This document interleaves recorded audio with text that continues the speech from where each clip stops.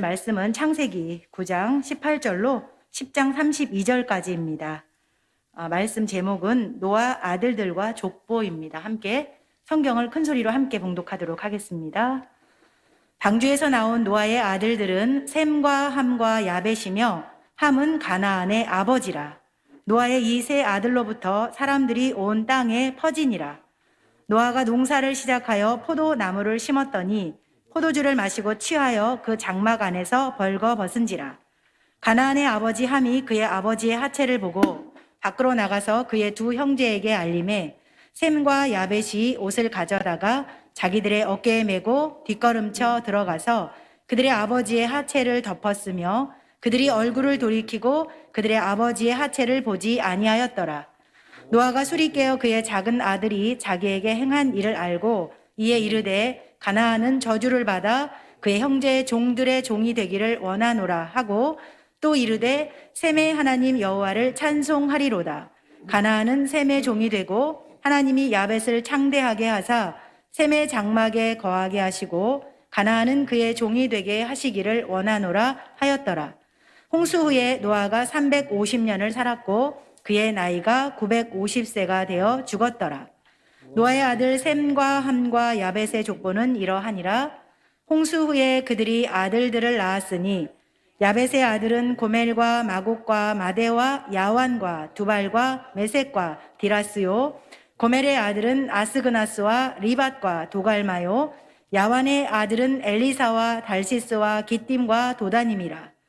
이들로부터 여러 나라 백성으로 나뉘어서 각기 언어와 종족과 나라대로 바닷가의 땅에 머물렀더라. 함의 아들은 구스와 미스라임과 붓과 가나안이요. 구스의 아들은 스바와 하일라와 삽다와 라마와 삽드가요. 라마의 아들은 스바와 드단이며 구스가 또 니므롯을 낳았으니 그는 세상의 첫 용사라.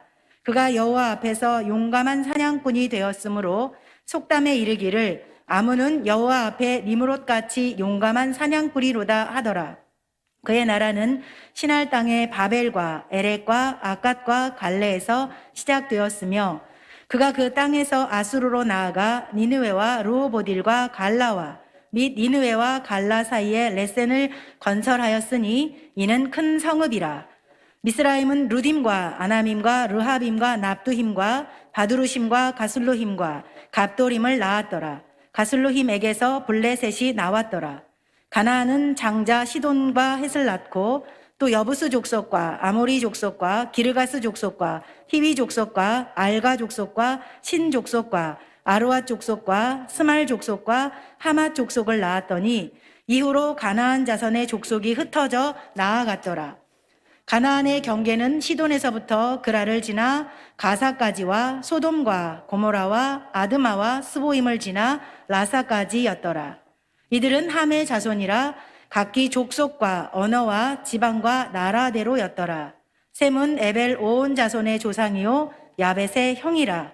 그에게도 자녀가 출생하였으니 셈의 아들은 엘람과 아수르와 아르박삿과 룻과 아람이요 아람의 아들은 우스와 홀과 게델과 마스며 아르박삿은 셀라를 낳고 셀라는 에벨을 낳았으며 에벨은 두 아들을 낳고 하나의 이름을 벨렉이라 하였으니 그때 세상이 나뉘었으며 벨렉의 아우의 이름은 욕단이며 욕단은 알모닷과 셀렙과 하살마웻과 예라와 하도람과 우살과 디글라와 오발과 아비마엘과 스바와 오빌과 하윌라와 요밥을 낳았으니 이들은 다 욕단의 아들이며 그들이 거주하는 곳은 메사에서부터 스발로 가는 길의 동쪽 산이었더라.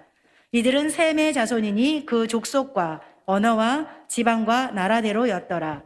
이들은 그 백성들의 족보에 따르면 노아 자손의 족속들이요 홍수 후에 이들에게서 그 땅의 백성들이 나뉘었더라. 아멘. 네, 말씀 전해 주시겠습니다. 예, 오늘도 노아 우리 지난번에 같이 공부했던 내용입니다. 홍수가 마친 후에 그 이후에는 어떤 일이 일어났을까? 오늘 같이 이렇게 나와서 같이 이렇게 나누는 시간을 그동안 좀 가졌는데 아마 코로나 때문에 같이 있는 것이 좀 그럴 것 같아서 그냥 혼자 제가 이렇게 그냥 인도하게 됐습니다. 9장의 노아의 이야기 중에 가장 중요한 것이 영원한 언약이죠. 근데 영원한 언약이 뭘로 했냐면 무지개죠, 무지개. 무지개로 하나님이 언약을 하늘에다 그려줬다. 이렇게 무지개. 활이라고 했죠, 활. 7개. 이렇게. 7개를 이렇게 그어서 이렇게 줬어요. 이제 이것이 물이 비가 온 후에는 꼭 뜨죠. 하늘에다가 언약을 이렇게 모든 사람이 보고 자연이 보고 그리고 생물도 보고 모든 것이 다 볼 수 있도록 그렇게 자연 속에 하나님이 하늘에다 이렇게 언약을 말씀해 줬다. 일종의 자연 계시라고 볼 수 있습니다. 여러분 무지개가 보면 빨, 주 이렇게 파남, 보, 보라 이렇게 되죠. 7가지잖아요. 근데 무지개를 가만히 보면 이게 가시광선이죠. 가시광선. 가시광선이라는 게 눈에 보이는 거죠. 눈에 보이는 7가지 색깔, 아름다운 색깔인데요. 근데 여기 보면 여기도 있고요. 여기도 있어요. 보이지 않는 게 있습니다. 이게 뭔지 아세요? 1, 이게 2번. 이게 처음과 끝에 똑같이 또 광선이 있죠. 보이지 않는 광선. 이게 뭘까요? 빨간 것부터 시작이잖아요. 빨, 주, 노노. 빨이면 이게 적색이잖아요. 이걸 적색. 이걸 무슨 선? 적의 선. 이렇게 보면 보라색이 갖고 이건 자외선. 이렇게 돼요. 그래서 적의 선, 자외선은 눈에 보이지 않죠. 이건 보이고. 그래서 사실 무지개 속에서도 보이는 것이 전부가 아니고 보이지 않는 또 선이 있어요. 적외선은 예를 들면 우리에게 건강, 그죠? 빨간 걸로 이렇게 비추잖아요. 건강할 때 많이 치료제로 많이 사용하는 적외선이 있고요. 자외선은 대부분 좀 이거 살균을 죽이고 뭐 이런 것도 포함되는데 이게 너무 많이 쓰이면 또 노화가 되는 이런 부분들이 있죠. 이거는 이제 여러 가지 어떤 과학적인 거나 우리의 삶 속에 적용되는 건데 이건 이제 보이지 않는 거죠. 사실 보면 하나님의 주신 이 언약 속에도 이제 이건 눈에 보이지만 또 보이지 않는 또 다른 그것이 이 빛이 들어있다는 걸 좀 함께 볼 수 있죠. 그래서 육적인 눈에 보이는 거고 영적이 보이지 않는 것까지 포함된 이 무지개 상당히 신비죠. 신비. 이걸로 이제 이 세상이 되게 빛 가운데 우리에게 나타나고 있고 보여주고 있다. 이게 눈에 보이는 하나의 언약. 그러면 이제 이 언약이 핵심이 뭡니까? 영원한 언약이라고 그러는데 이거는 마지막에 주님 오실 때까지 요한계시록에도 이제 하나님의 그 천상의 보좌에 뒤에 이렇게 무지개가 있다고 이렇게 요한계시록에 이렇게 나오고 있거든요. 근데 이거는 눈에 보이는 사람들에게 보이는 건데 역할이 언약이 뭐예요? 기억이죠, 기억. 기억하기 위해서. 잊어버리지 않기 위해서 이걸 우리에게 보여주셨다. 언약을 기억하는 거. 이게 이제 핵심이죠. 그래서 9장 10절에 보면 무지개가 구름 사이에 있으리니 내가 보고 하나님과 모든 육체를 가진 땅의 모든 생물 사이에 영원한 언약을 기억하리라. 이것이 언약의 증거다. 그래서 말씀을 기억하는 것. 이것이 오늘 우리 신앙에서 가장 중요한 요소입니다. 오늘 이 시간도 말씀을 기억하는 것, 또 보고 기억해서 그 기억하는 걸로 우리가 살아가는 거죠. 성령께서도 기억하게 하시는 거고 말씀을 우리에게 주신 것을 자꾸 생각나게 하는 거죠. 또 생각나고 기도할 때도 생각나고 이런 부분이 이제 영원한 언약의 어떤 그림이다 이렇게 볼 수 있습니다. 지난번에 그런 얘기했죠.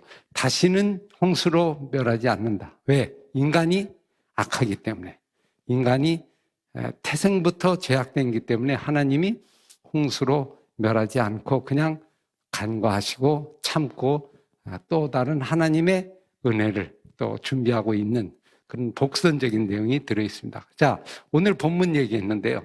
18절에 이제 이 방주에서 나온 그 이후의 이야기, 어떤 이야기일까요? 노아의 아들들이 여기 18절 보세요. 노아의 아들들이 몇 명이죠? 셈, 함, 야벳. 근데 여기 아주 18절에 특이한 구절이 하나 있죠. 그게 뭐죠? 셈, 함, 야벳만 한 게 아니고 누가 그게 등장돼요? 함은 가나안의 아버지라. 그러면 누가 지금 소개가 돼요? 함의 아들. 그죠? 손자가 가나안 이름이 등장이 됩니다. 왜 갑자기 가나안 손자 이름이 등장이 될까요? 이건 뭔가 지금 성경이 얘기를 하려고 하는 주제가 나와 있는 거죠. 앞으로 얘기를 하려고 하는 주제를 먼저 던지는 거예요. 다른 손자들도 있고 다른 것들이 있는데 가나안만 유독 여기다 등장시킨 거는 이걸 주목해 보라는 거예요. 성경을 읽을 때 이 부분을 주목해 보고 지금 읽어가라고 하는 그런 메시지가 들어있죠. 자, 그렇게 보시면서 18절, 19절 노아의 세 아들들이 이제 온 땅에 퍼지게 됐다. 인류는 이제 노아의 세 아들을 통하여 이제 번져지게 되고 번성하게 되고 나오게 됐다. 그게 뿌리죠. 세 아들의 뿌리.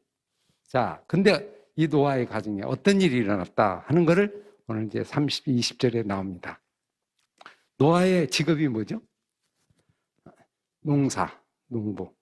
그래서 포도나무를 심었는데 포도나무를 결실해서 나중에 이 포도나무에서 이제 열매를 마시고 그 어떤 액을 담아서 먹었는데 갑자기 어떻게 장막 안에서 어떻게 됐어요? 벌거벗은 채 하체를 드러내고 그냥 완전히 출치해 있는 거죠. 그러니까 오늘 여기서 이제 중요한 걸 한 가지 봐요. 왜 갑자기 노아가 취해서 자기의 그 부끄러운 부분을 다 이렇게 드러내는 상황이 됐을까요?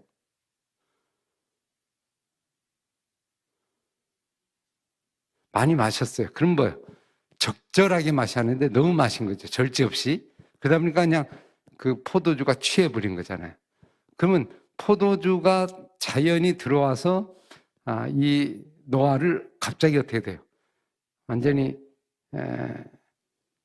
인간이 아닌 동물처럼 그냥 자기를 드러내는 그런 어떤 생각을 상실하고 마음을 상실한 그런 어떤 상태가 되고 마는 거죠. 그래서 추한 모습이 이제 나오게 되는 거잖아요. 자기가 어떻게 된지도 모르고 하체를 이제 드러내게 됐다. 벌거벗은 채로 있다. 자, 여기서 한번 앞에 부분을 생각해 보세요. 벌거벗은 사건이 이전에 나왔죠. 어디에 나왔죠? 아담이 벌거벗었으나 부끄러워하지 않았다. 근데 벌거벗은 게 나중에 부끄러워가지고 어떻게 했죠? 나뭇잎으로 이렇게 가리웠잖아요. 근데 오늘 여기 보니까 벌거벗은 모습이 등장이 돼요. 여기서는 지금 어떻습니까? 죄 지은 상태에서 죄가 드러나게 되니까 부끄러운 거잖아요. 자, 이런 모습이 됐다. 이거는 자연에게 어떻게 돼요? 지배가 당한 거죠. 원래 인간이 자연을 지배해야 되는데 이것을 능력이 상실되면서 이거를 관리를 못하고 그냥 자연에게 취해버리니까, 술에 취해버리니까 자기 존재가 그냥 무너지게 되는 거죠. 이게 오늘 우리도 마찬가지입니다. 관리를 하고 다스리고 잘 하라고 그랬는데 술에 취해버리는 거는 술에 빠져버리는 거잖아요. 술이 나를 지배해버리고 자연이 지배해버리고 그 과일이 지배해버리니까 이게 죄악이죠. 이게 악. 그래서 성령 충만함을 받으라. 술 취하지 말라 그랬죠. 성경에. 술을 취하는 건 잘못이에요. 왜 그래요? 술에 내가 지배를 당하는 거잖아요. 그러니까 그 순간부터 인간의 어떤 가치와 생각이 모두 무너지게 죄를 짓게 되는 거와 거의 우리 주변에도 뭐 마찬가지입니다. 이게 아마 노아도 이런 상황이 됐다. 이거는 앞에 이미 나왔죠.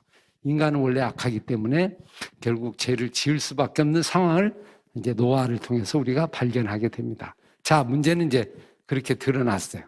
그랬더니 이거를 보고 그 아들들 중에 누가 등장되냐면 22절에 누가 봤다고 그랬죠? 가나안의 아버지 누가? 함이. 근데 가나안의 아버지란 말 또 썼죠. 그럼 가나안하고 아버지하고 지금 같이 연결이 되는 이야기예요. 그래서 나가서 두 형제에게 말을 했다. 근데 이 얘기를 듣고 셈과 야벳은 어떻게 했어요? 아버지 지금 완전히 하체가 다 드러났어. 봐봐. 저런 추한 모습이 있어, 아버지. 그러면서 그 형제들한테 얘기를 하니까 이 두 형제는 자기들의 어깨에 뭐를 가져다가 옷을 가져다가 뒷걸음치고 안 보는 거죠. 그리고 몰래 살짝 하체를 덮어주고 얼굴을 돌이키고 그 아버지의 하체를 보지 않았다. 무슨 생각이 들어요? 왜 함은 그렇게 하고 이 두 아들은 그렇게 하지 않았을까요? 함은 보면 하체를 보고 있고 그걸 보라고 사람들한테 다 얘기하고, 두 아들은 아이고 안 보는 거죠, 그죠? 보지 않은 걸 일부러 이렇게 고개를 돌리는 거고, 그리고 우리가 덮어주고. 그럼 두 상황이 생깁니다. 똑같은 아들인데 왜 셈과 야벳은 보지 않았을까요?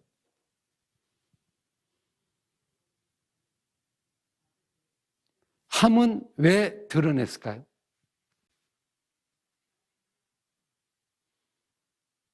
상황은 똑같아요. 근데 두 종류가 나오죠. 한 사람은 들춰내고 한 사람은 덮어줍니다. 왜 들춰내죠?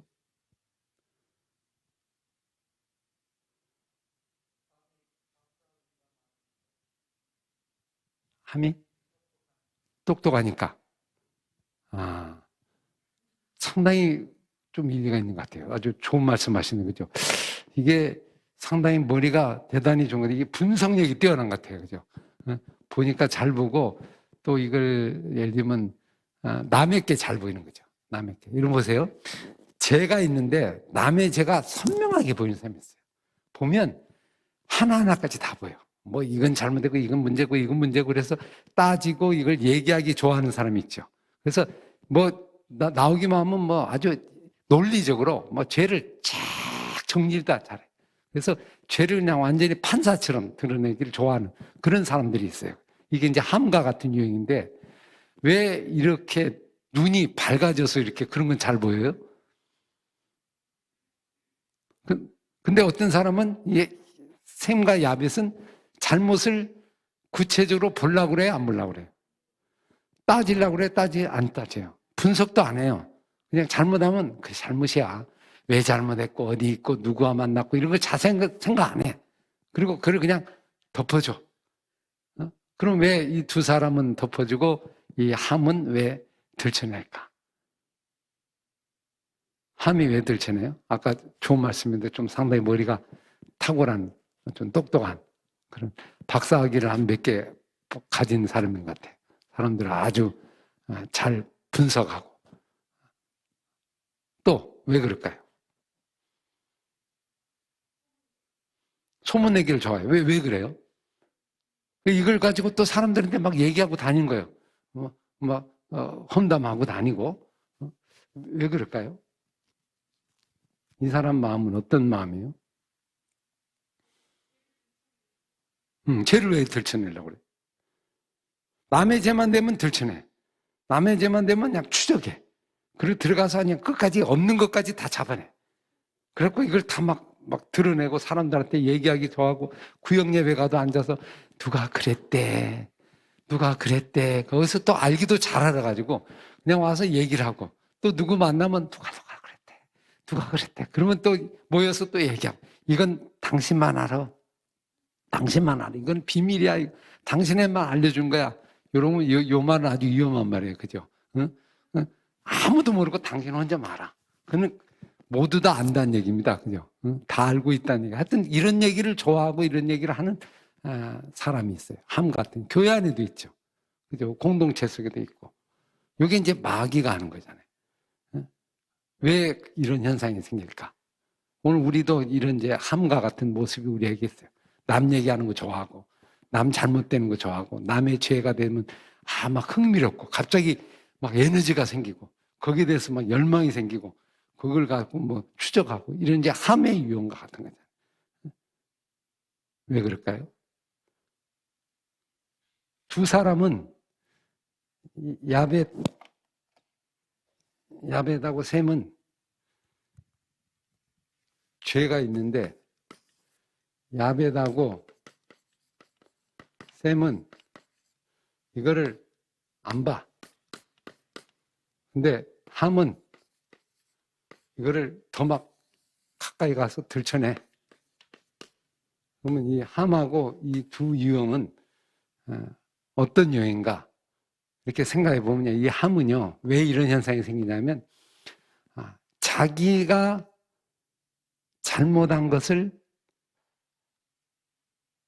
죄를 뭐 알아요, 몰라요? 잘 몰라요. 자기 죄가 잘 안 보이는 사람, 남의 죄가 크게 보입니다. 그래서 예수님이 뭐라고 그랬죠? 자기 안에는 뭐를 모르고,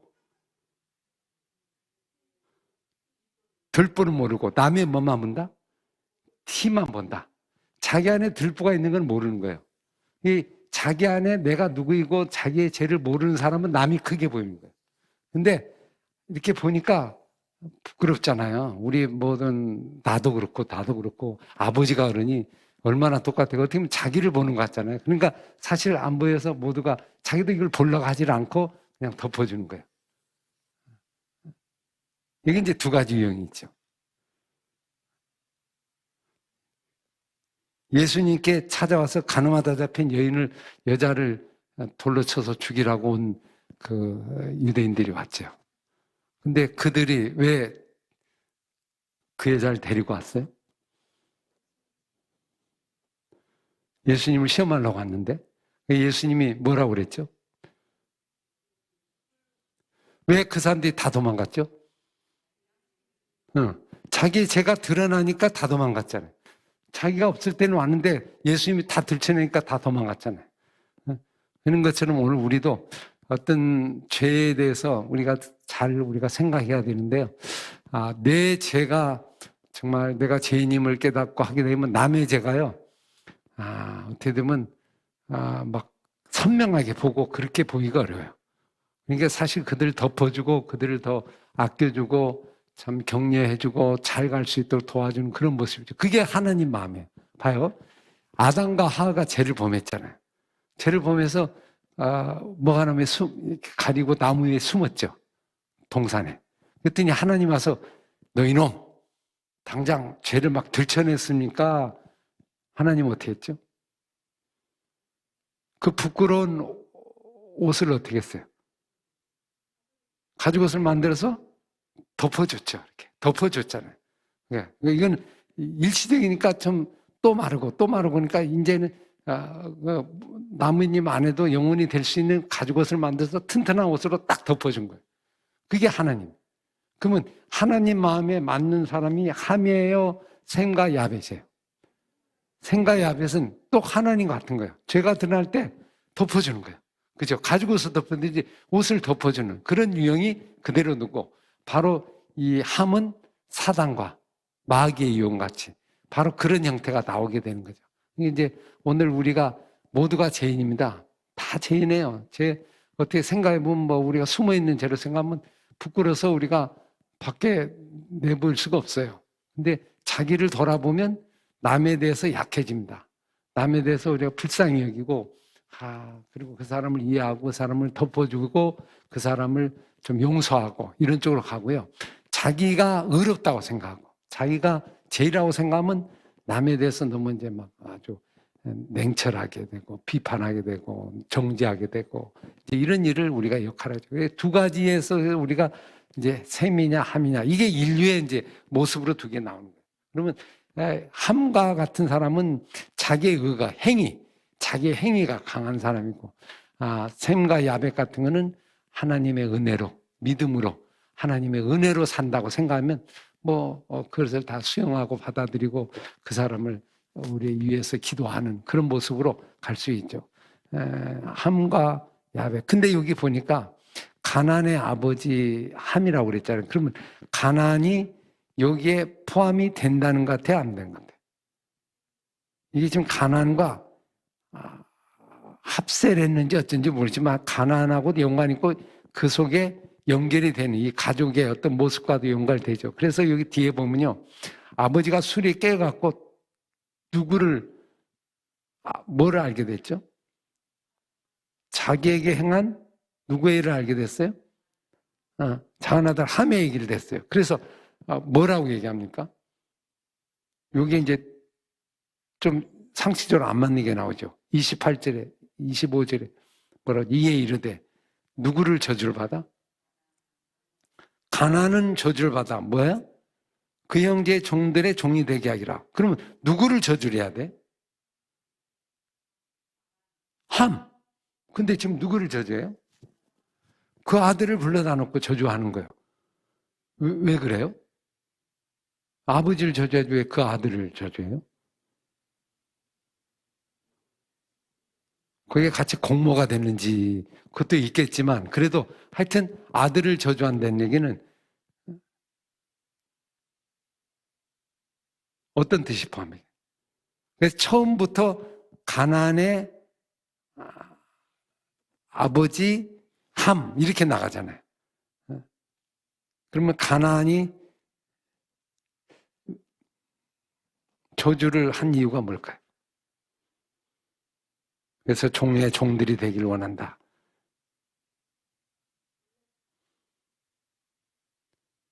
여러분, 죄가요, 심판이 좀 강한 거는 그 자식 대대로 이어가는 건 심판이 더 큰 거죠.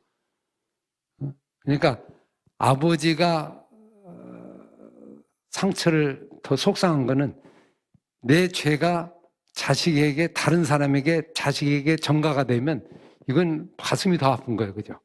그 얘기는 이것이 상당히 큰 문제라는 거를. 그죠? 이 함에게뿐 아니고 함의 가족 속에 아주 무서운 하나님의 징계로 거기에 내려지는 형벌, 하나님의 심판 그런 걸 볼 수 있죠.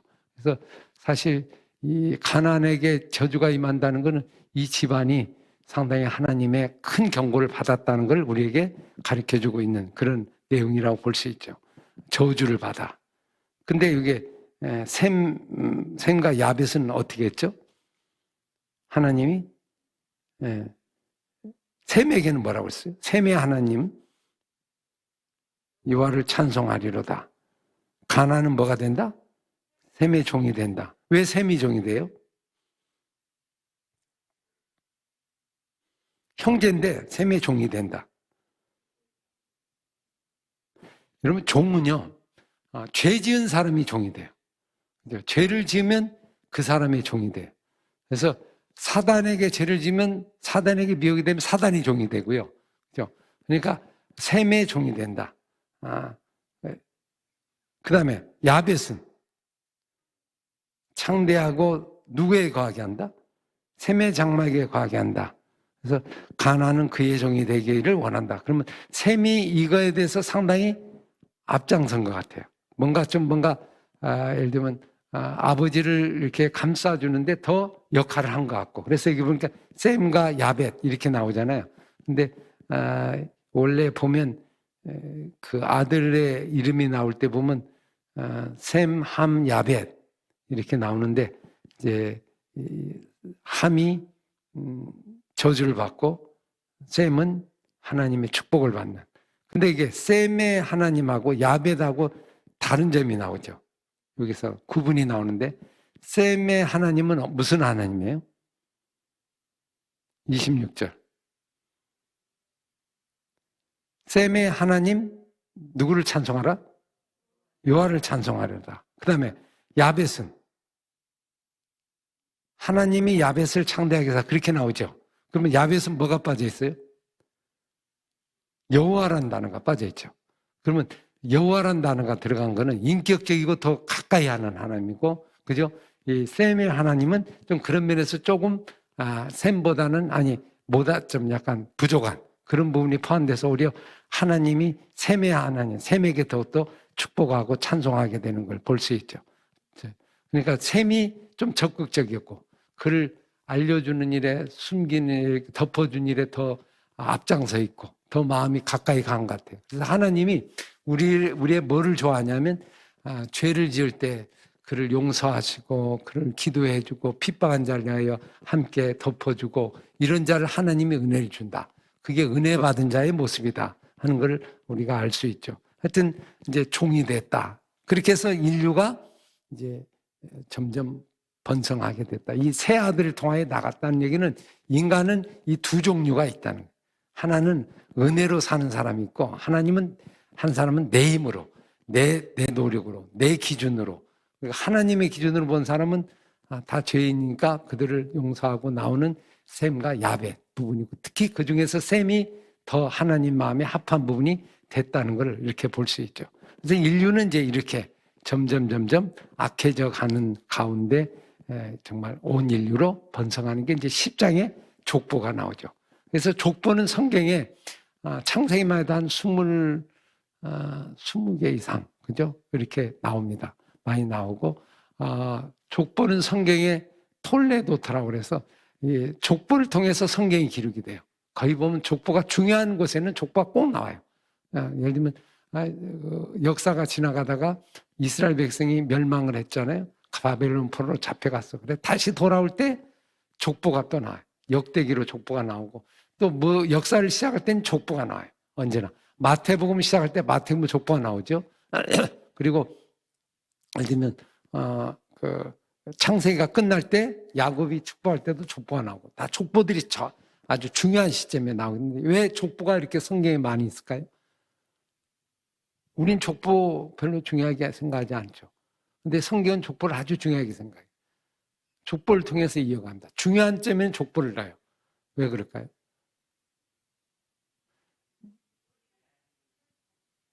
족보라는 게 뭐죠? 누구의 이야기예요? 사람. 이게 역사는 누가 끌고 가는 거예요? 사람이 끌고 간 거예요.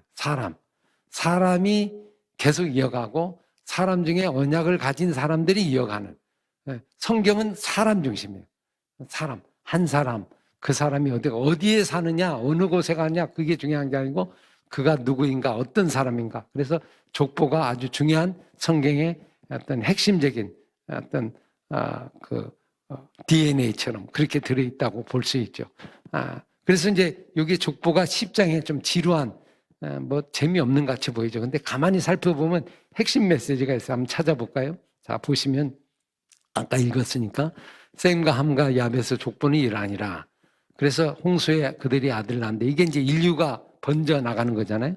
그래서 여기 보니까 5절에 이들로부터 여러 나라 백성으로 나뉘어 각기 언어와 종족과 그리고 나라대로 바닷가 땅에 머물렀다. 그러니까 노아의 세 아들이 인류의 어떤 시작점이다, 이렇게 볼 수 있죠. 자, 그러면서 8절에 보면 누구부터 시작합니까? 족보가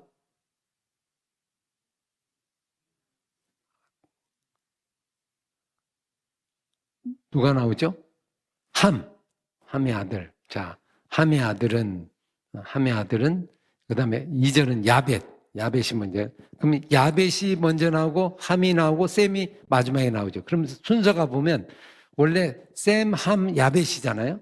근데 또 시작할 때는 야벳, 함, 셈 나오고. 이게 좀 뒤바뀌어요. 그것은 왜 그러냐 하면 이제 아마 중요성의 어떤 순서라고 볼 수 있죠. 그러니까 처음에 야벳을 먼저 언급하고 함이 가운데 들었는데, 자, 야벳은 유럽 어떤 종족들이라고 볼 수 있어요. 지금 말하면 코 이렇게 매부리 이렇게 쳤는데 유럽 사람들 있죠. 이게 이제 야벳 족속이라고 볼 수 있고요. 그 다음에 함은 예를 들면 아프리카, 그 다음에 이스라엘의 가나안 땅, 그쪽이 함입니다. 이게 함의 땅이, 가나안 땅도 가나안의 족속도 함의 족속들이거든요. 그러니까 아프리카 족속뿐 아니고 이스라엘의 그 어떤 그 지역, 가나안의 그것도 함의 족속이다, 이렇게 볼 수 있어요. 그래서 이제 함의 아들들이 쭉 나옵니다. 가나안이다. 근데 함 속에 우리가 주의 있게 살펴볼 거 8절을 보세요. 구스가 누구를 낳았다? 니므롯을 낳았으니 그는 세상에 뭐다? 첫 용사다. 그는 하나님 앞에 용감한 사냥꾼이 되었다. 용감한 사냥꾼. 속담에 이르기를 아무는 여호와 앞에 니므롯 같이 용감한 사냥꾼이로다. 이게 이제 옛날에 개혁성경 특이한 사냥꾼 이렇게 나오는데, 사냥꾼, 용사, 이건 뭡니까? 힘 있는, 그죠? 상당히 이게 원래 뭡니까? 니므롯을 원래 이제 뜻은 반역한다, 이런 뜻입니다. 반역. 폭력과 세상의 지도자를 의미하는 반역한 하나님을 대항하는 그런 대표적인 인물, 그렇게 보시면 되겠어요. 힘을 가진 용감한 사냥꾼이다. 용감한 사냥꾼은 약간 이게 워드플레이인데요. 사람을 죽이는, 짐승을 잡는 사냥꾼이 아니고 사람을 잡고 사람을 폭행하고 사람을 사냥꾼처럼 잡는 아주 그런 대표적인 용사, 힘 있는 사람, 그 사람이 니므롯, 바로 이제 그런 사람입니다. 근데 그의 나라가 10절에 어디라고 그랬죠? 바벨과 땅의 바벨 나오죠. 바벨. 그러면 이제 나중에 11장에 바벨탑이 나오잖아요. 그 신 아래에 있는 바로 이제 그 지역을 의미한다고 볼 수 있죠. 하나님을 반역하는 가장 강력한 도시, 강력한 곳. 그게 이제 바벨. 그죠? 바벨 땅 신 아래에 있는 바벨 탑을 쌓는 바로 그곳이라고 볼 수 있죠. 거기에 보면 아주 악한 모습이 그대로 나오는데 11절에 보면 역사적으로 앞으로 나오겠지만 그 땅에서 누가 나왔다? 아수르, 그죠? 아수르 나오고 그 다음에 니느웨, 그죠? 그러면 니느웨, 아수르 이게 아주 악한 이스라엘 백성을 괴롭혔던 나라잖아요. 이제 그 나라가 함의 그 어떤 계열에서 나오게 된다 이렇게 보고요. 블레셋도 바로 이제 거기서 나왔다. 그러니까 이스라엘 백성들을 계속 괴롭히고 힘들게 하는 어떤 인류가 있다고 하면 바로 이제 함의 자녀들, 함의 어떤 족속들이 대적의 모습이다. 그 중에 이제 가나안은 이제 헷 족속, 아모리 족속, 여부스 족속, 기르가스 족속 이렇게 쭉 나오잖아요. 7 족속이 바로 이제 거기에 속해 있다고 볼 수 있죠. 가나안이 결국 이제 근데 이러면 참 궁금한 게 생각이 드는 게 가나안 땅이 약속의 땅이잖아요. 근데 왜 가나안 땅이 약속의 땅이에요? 이렇게 악한 함의 어떤 자손들이 있는 땅인데. 근데 하나님이 아브라함에게 약속의 땅을 가나안 땅을 주셨잖아요. 근데 가나안은 악한 함들의 족속들이 들어있는 거예요. 그죠? 근데 왜 거기를 약속의 땅이라고 했을까요? 이건 이제 앞으로 12장부터 이제 이야기가 진행이 되는 배경이라고 보시면 되겠어요. 왜 그랬을까요?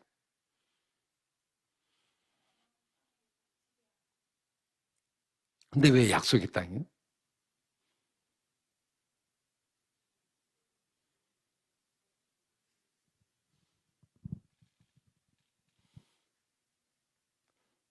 적과 꿀이 흐르는 약속의 땅 그러죠.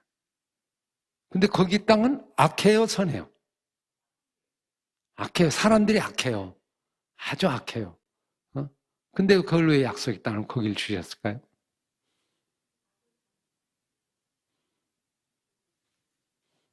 좀 역설적인 의미가 있죠.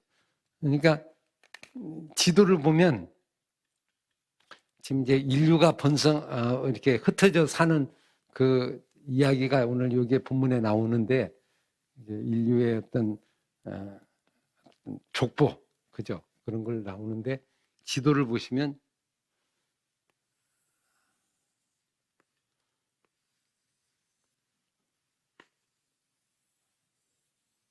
이렇게 되죠. 그러면 여기가 지중해예요.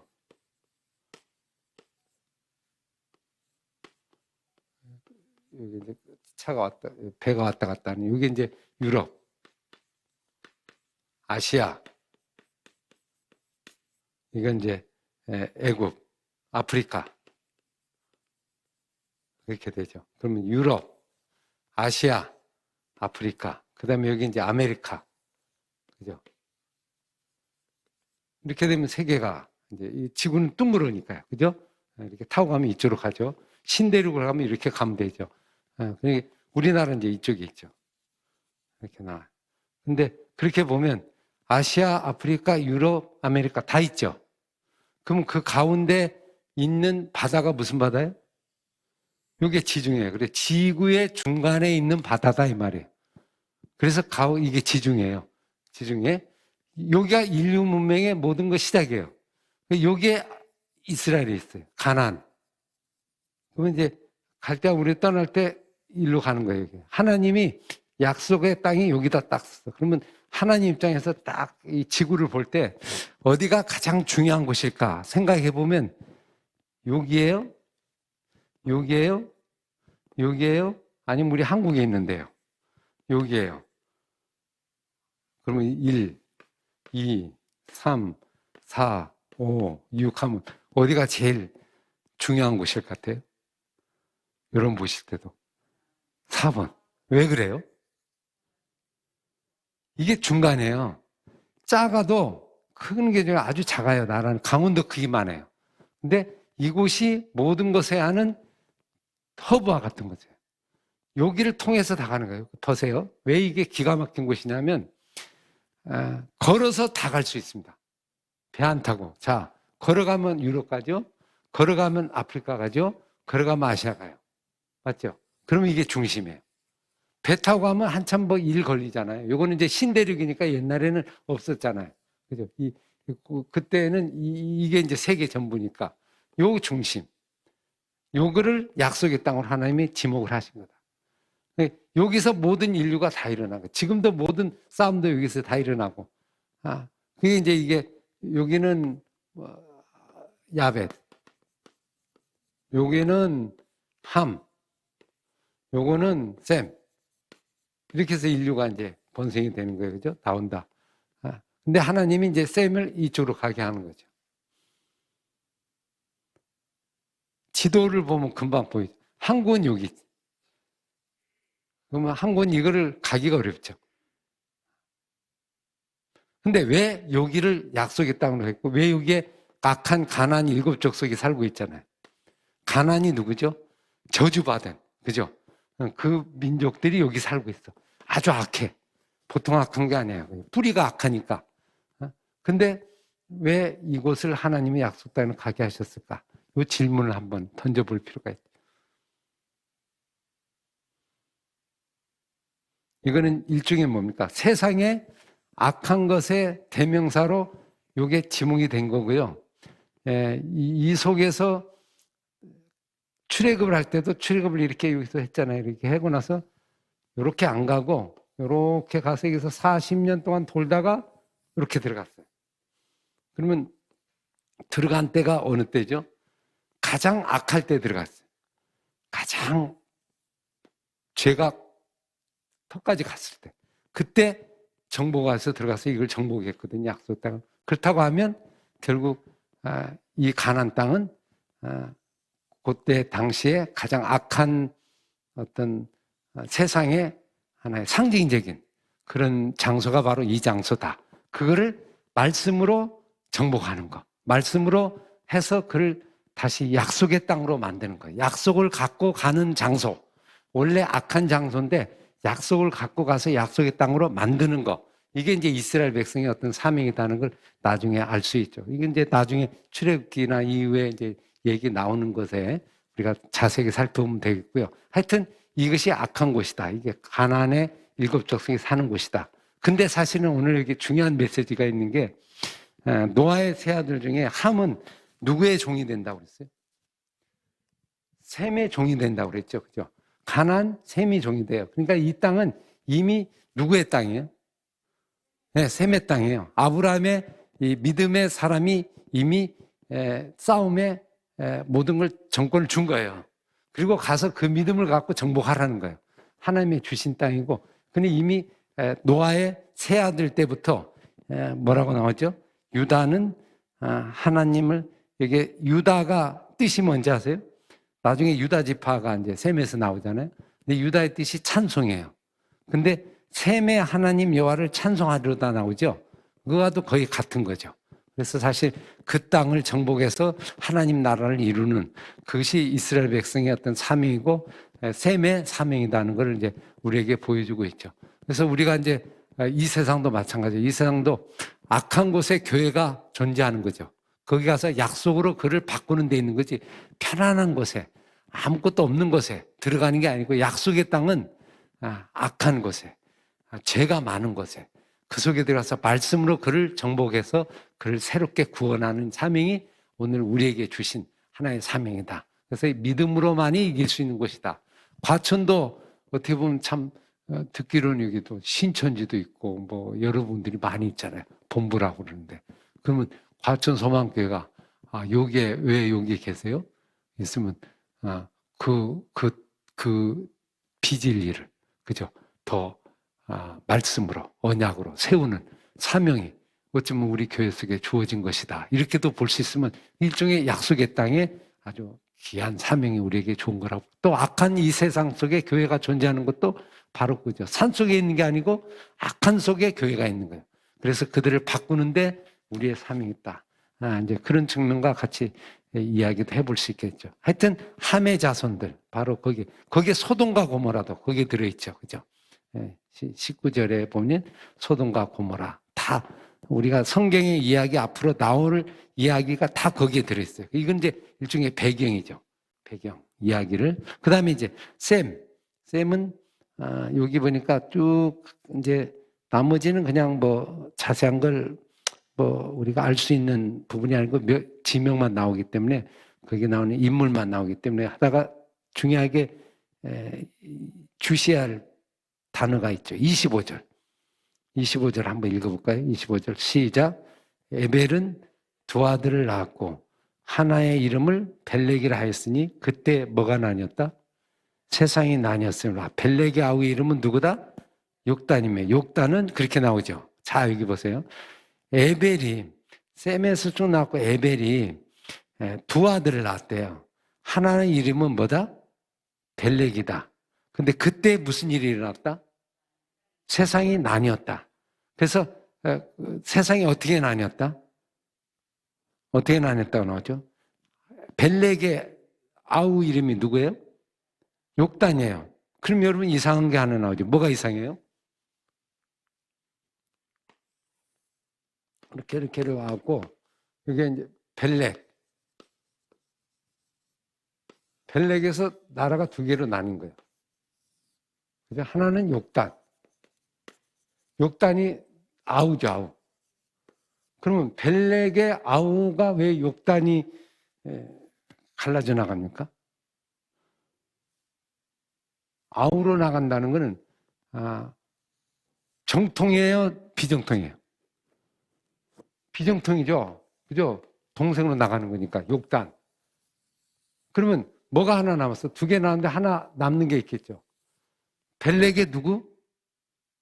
아들이 있겠죠, 아들. 그 아들이 또 하나의 길로 나오는 거예요. 그 아들이 어디 나오냐면 11장에 나와요. 한번 보실래요? 11장에 또 족보가 나와요. 셈의 족보가 한 번 더 나오거든요. 셈의 족보에 보시죠. 자, 11장 18절 찾아보세요. 벨렉만 찾으시면 돼요, 벨렉. 나머지는 뭐 성경에 나와 있는 거 보고요. 벨렉만 아시면 돼. 아주 중요한 구절이 벨렉이니까 18절 보세요. 18절 같이 19절 읽겠어요. 시작. 벨렉은 30세에 누굴 낳고? 루를 낳고, 루를 낳은 후에 209년을 지내며 자녀를 낳았다가 쭉 내려다가 여러분 24절 보세요. 시작. 나홀은 29세에 누굴 낳고? 데라를 낳고, 데라를 낳은 후에 119년을 지내며 자녀를 낳았으며 데라는 70세에 누굴 낳고? 아브라함과 나홀과 하란을 낳았더라. 그래서 아브라함 넘어가는 거죠. 그러면 똑같은 족보가 두 개가 나오는데 앞에 것도 셈이 나오고 뒤에도 셈이 나오는데 10장의 셈은 무슨 셈이다? 누구로 이어가는 거예요? 아우, 욕단으로 이어가는 거고요. 그 다음에 11장에 나오는 족보는 셈의 족보는 누구로 가는 거예요? 아들 루로 가서 누가? 아브라함에게 가는 거예요. 그러면 정통이 이렇게 가다가 벨렉에 나눠서 이렇게 빠질 수도 있는데 이렇게 빠지는 게 정통이다 이 말. 요게 이제 12장으로 넘어가는 거예요. 요 배경을 알려주기 위해서 10장, 9장, 10장을 여기다 10장, 11장을 언급한 거예요. 이 족보가 중요하죠. 이 족보가 없으면 이 동선을 알 수가 없잖아요. 그죠? 이 하나씩 약속을 이어가는 동선이 어떻게 가는가를 아주 자세하게 설명해 주는 게 이 두 개 족보의 중요한 의미다. 이걸 볼 수 있죠. 그러면 아우로 가는 계열. 우리나라는 아시아니까 어디에 계열인 것 같습니까? 우리나라는 좀 어느 쪽 같아요? 이렇게 가서 아시아면 이렇게 가서 이렇게 와 할 가능성이 있죠. 요거가 이제 이스라엘로 넘어가는 거고, 이렇게 넘어가는 거고, 이렇게 볼 수 있죠. 하여튼 전체 구조는 아셨죠? 셈, 함, 야벳에서 셈에 가다가 벨렉에서 나눠서 이렇게 가는 것이 아브라함이고, 이제 이게 창세기 12장부터 이야기가 진행이 되는, 그렇게 보시면 이 족보는 뭐 핵심적인 내용은 금방 아마 잘 파악이 되리라고 생각합니다. 그래서 이게 족보를 통해서 우리가 알 수 있는 건 뭡니까? 왜 이렇게 이런 족보의 이야기를 성경은 기록을 하죠? 이렇게 길게. 특히 셈의 족보가 2번 나오죠. 한 번 나오고 2번. 앞에 셈하고 뒤에 셈하고는 이제 이런 면에서 차이가 있어요. 그죠? 그건 뭡니까?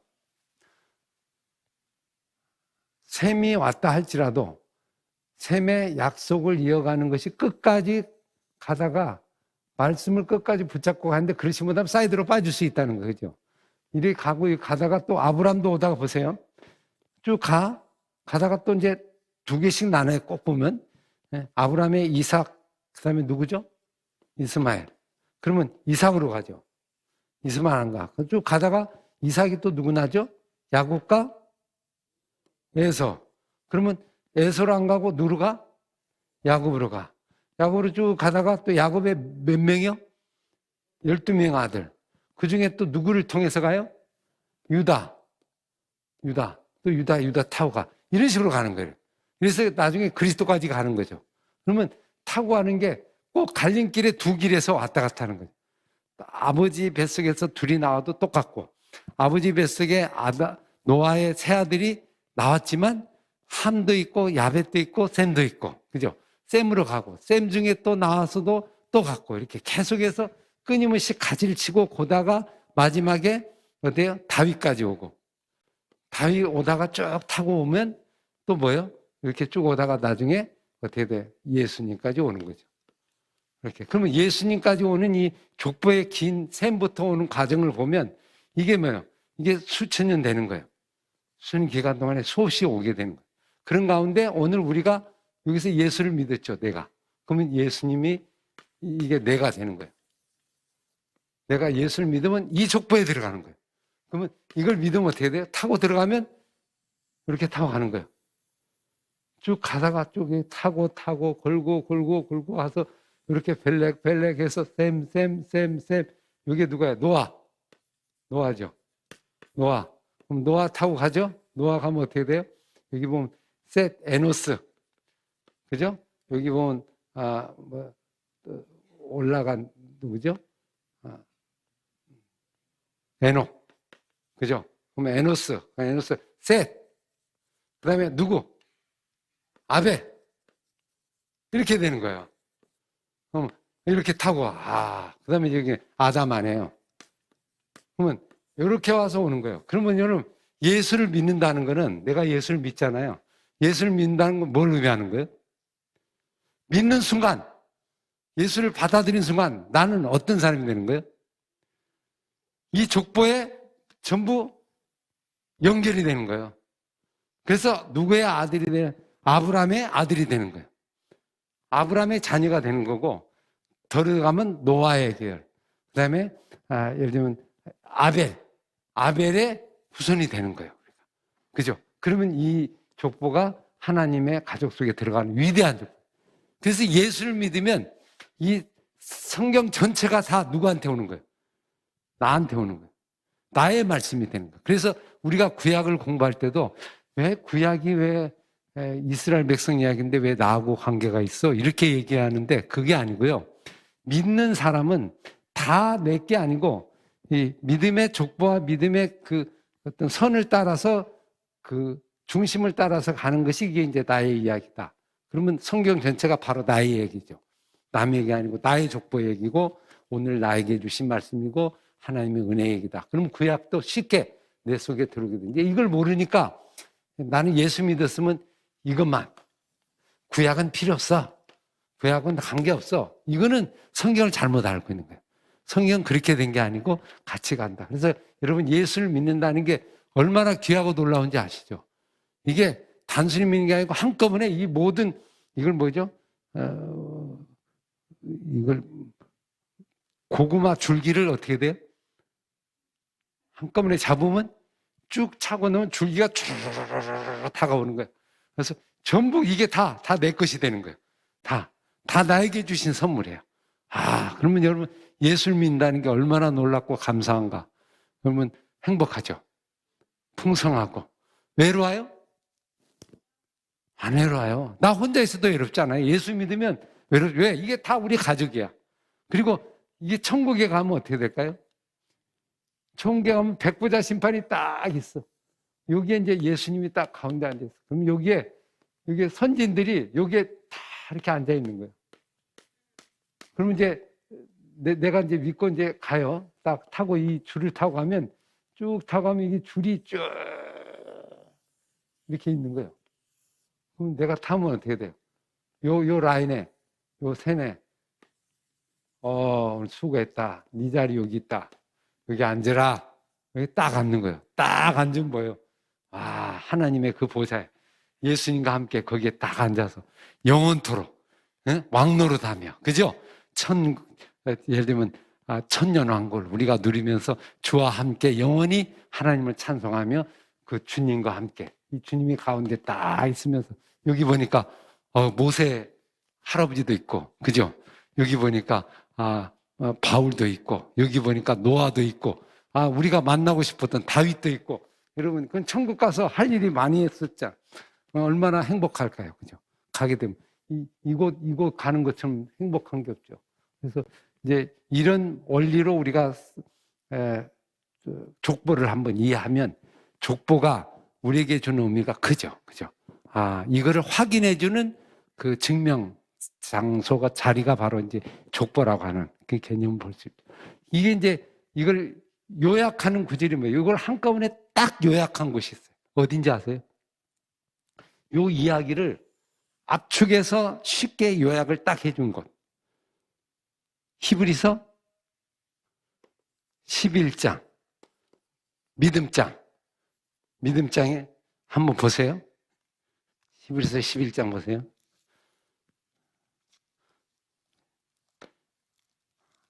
히브리서 11장에 이걸 압축적으로 정리해 줬어요. 자, 11장 1절 보시면, 여기 보시면 4절 보세요. 한번 4절, 5절까지 읽겠어요. 같이 시작. 믿음으로 아벨은 가인보다 더 나은 제사를 하나님께 드림으로 의로운 자라 하심 증거를 얻었으니 하나님이 그의 예물에 대하여 증언하심이라. 그가 죽었으나 뭘로 말한다? 믿음으로써 지금도 말한다. 믿음으로 에녹은 죽음을 보지 않고 옮겨졌으니 하나님이 그를 옮기심으로 다시 보이지 아니하니라.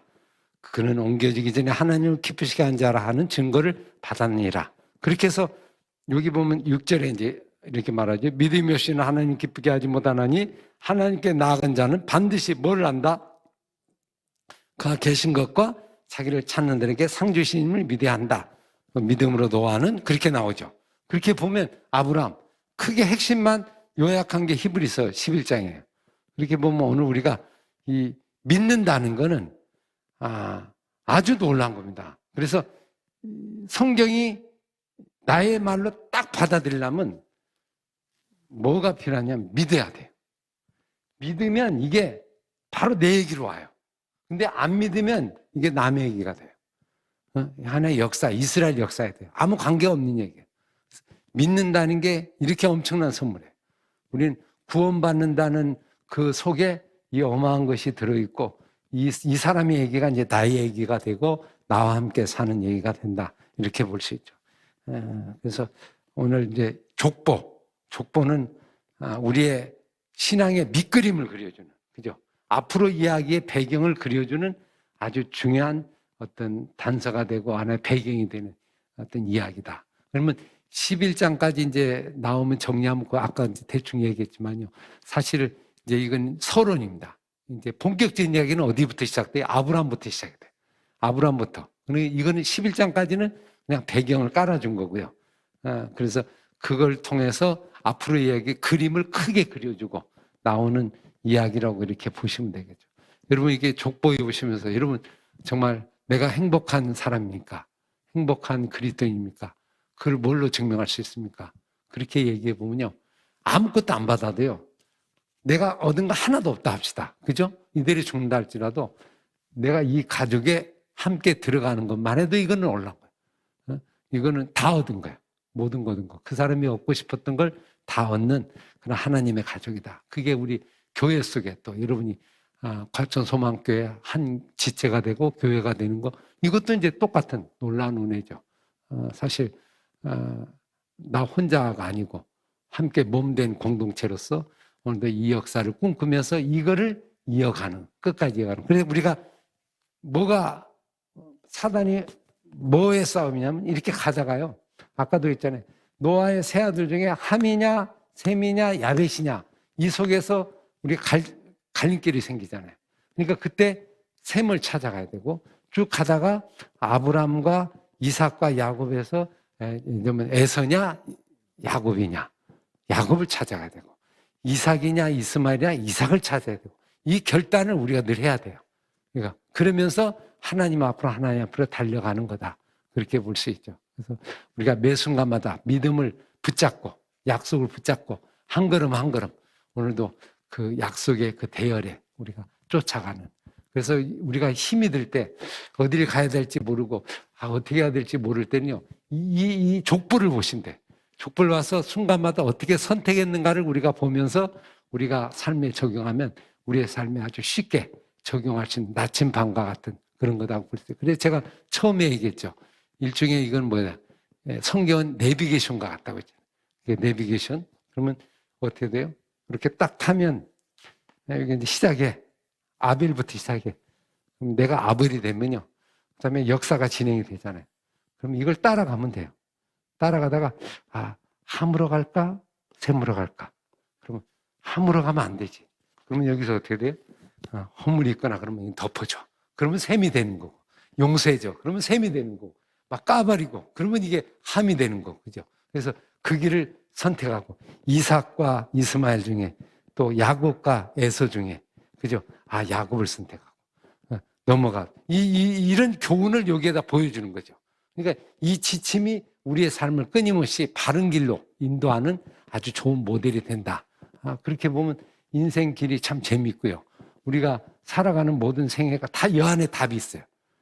이거를 우리가 이제 붙잡고 우리가 하루하루를 살아가는 인생의 어떤 동반자로 살아가면 저와 여러분이 천국까지 아주 잘 아마 끝까지 올인해서 넘어갈 수 있겠다 생각하게 되죠. 여러분 이렇게 보면 이런 걸 하나 그림 그릴 수 있죠. 우리가 임종을 맞이하고 죽으려고 하잖아요. 그러면 이제 뭐 저도 그렇고 여러분도 있고 곧 있으면 이제 온단 말이에요. 마지막 딱 죽음을 맞이해. 요즘 코로나 때 또 중증 환자들, 연세 드신 분들이 또 많이 이렇게 하나님이 부름을 받고 가는 어려운 시점에 있는데요. 우리가 이제 마지막 때 이런 그림을 쫙 그리고 있으면 마지막 순간에 누가 찾아오면 좋을 것 같아요? 이미 이게 선진들이 나의 마지막을 보면서 전부 찾아와가지고 손을 내밀면서, 그죠? 어서 오라, 그죠? 이 대열에 그렇게 우리가 바라보면 하늘 영광 가득하게 보면서 참 얼마나 감사하고 얼마나 놀라울까, 얼마나 참 행복할까. 죽음이 결코 무섭지 않고, 그죠? 죽음이 더 행복한 어떤 길이 보이게 된다. 여러분 마라톤 경기 아시죠? 마라톤을 막 하잖아요. 그럼 이게 일종의 뭐와 같아? 이게 마라톤 경기 같아. 달리잖아요. 달려서 지금 여기 오신 분들 대부분 한 60세 이상 되면 여기 정도 오신 거예요. 30세는 여기 정도 오신 거고, 그러면 이제 80세 이렇게 해서 이렇게 온잖아요. 마지막에 와. 그러면 이제 일종의 뭐예요? 스타디움에 쭉 앉아서 여러분 이렇게 마라톤 경기하면 쭉 돌다가 스타디움에 들어가잖아요. 문을 열고 들어가. 그럼 여기에 스타디움의 관중석에 누가 앉아 있어요? 이건 천국이에요. 천국. 그럼 천국에 여기 허다한 증인들, 믿음의 선진들이 요 아벨부터 믿음의 사람들이 여기 딱 앉아 있는 거예요. 관중에 딱 앉아 있어. 그러면 거기에 이제 천군 천사가 땀빠람빰빰빰 하고 막 이제 찬송하고 있고. 그러면 이제 여기서 환호하고 있는 거예요. 여기 딱 들어가. 막 기어서 막 지친 채로 막 피범벅이 되면서 얻어맞고 기어서 계속 끝까지 가. 그리고 여기 이제 문이 천국문에 딱 이러고, 이게 죽음이잖아요. 죽을 때 딱 들어가면 예수 믿고 죽으면 예수 안에 딱 들어간다. 딱 들어가서 딱 들어갔더니 어떻게 돼요? 천국 문에 딱 들어갈 때 어떤 모습이 돼? 여기서 누가 울려? 악주대가 찬양의 소리가 빰빰빰빰빰빰빰 빰뿌람빰빰빰 빰뿌람빰빰빰 빰빰 하면서 찬양하고 예수 그리스도 차고 거기서 환호하고 축하하고 박수하고 수고했다. 그럼 여기 오면 한 바퀴 팍 돌 때 여러분 얼마나 기분이 좋을까요? 그죠? 그리고 와서 우리 주님이 내려와서 수고했다. 이리 와라. 너는 이 세상에 살 동안 나 때문에 고생했고 나 때문에 핍박당했고 나 때문에 욕먹고 나 때문에 손해받고 나 때문에 모든 영광 못 받는 이리 와라. 내가 다 너에게 주마. 그래서 그를 끌고 나를 안고 여러분 이 보좌에 다 앉힌다고 생각할 때 여러분 이게 이제 우리의 최종의 지점이고 행복이라고 볼 수 있죠. 이거 그날을 향해서 우리가 열심히 달려야 돼요. 그죠? 중간에 포기하면 안 되고 중간에 넘어지면 안 되고 기어서라도 마지막까지 가고 갈 때 이왕이면 혼자 가는 게 나아요. 내가 있는 힘을 다해서 몇 사람이라도 내가 데리고 가는 게 나아요. 데리고 가는 게 아니죠. 혼자 이렇게 가면 너 왜 혼자 오냐? 이렇게 할 거 아니에요. 근데 막 지쳐서 엎드려서 여기도 하나 띠미고 여기도 하나 띠미고 여기도 하나 띠미고 그래서 막 같이 기어서 여름이 올 때 예수님이 얼마나 기뻐하시고 얼마나 정말 놀라우시고 얼마나 우리를 끌어안고 정말 수고했다. 이제는 편이시라. 죽음도 없고 눈물도 없고 고통도 없고 그저 없는 이 영원한 세상에서 하나님을 찬송하며 우리가 살아가는 그런 아주 놀라운 인생길을 살아가는 하나 지도 그게 오늘 이 족보를 통해서 우리가 함께 볼 수 있는 이야기다 이렇게 보습니다. 여러분도 행복하시죠? 그죠? 오늘도 이 여정길 짧은 생에 어려운 거 별로 중요한 거 아닙니다. 좀 어려울 수도 있고 힘들 수 있고 손해볼 수 있어요. 우리는 하나님의 나라 이 족보 속에 제시된 수많은 믿음의 인물들이 우리가 존재하고 있다는 걸 믿고 우리가 그 자리에 함께 달려가서 우리도 함께 정말 찬양하며 하나님께 영광 돌리는 그날을 바라보면서 하루하루 살아가는 힘과 용기를 얻는 그런 귀한 우리 믿음의 공동체 과천교회 여러분이 되시길 바랍니다. 여러분의 가정도 그런 꿈이 이루어지는 우리 가정이 이런 언약 가정으로서 그 속에 들어가는 바로 아까 루라고 그랬죠. 그죠? 루로 넘어가는 벨렉에서 루로 함이 아니고 셈에서 그죠? 이 역사를 따라가는 귀하고 복된 우리 축복된 여러분의 가정이 될 수 있기를 간절히 소망합니다. 기도하겠습니다. 아버지 감사합니다. 오늘도 노아의 후예들, 우리 노아의 자손들 그 속에서 함 정말 죄를 범하고 죄를 들춰내고 사단의 역할, 사단의 도구가 된 함이 아닌 셈 덮어주고 하나님처럼 정말 아담을 덮어줬던 그 심정을 가지고 우리 죄악된 많은 사람을 용서해 주시고 그리고 구원해 주고 기도해 주고 함께하며 믿음의 여정 천국까지 함께 격려하며 달려가는 믿음의 아름다운 공동체 이 교회가 되게 하여 주시옵소서. 감사하며 예수 이름으로 기도합나이다. 아멘. 감사합니다.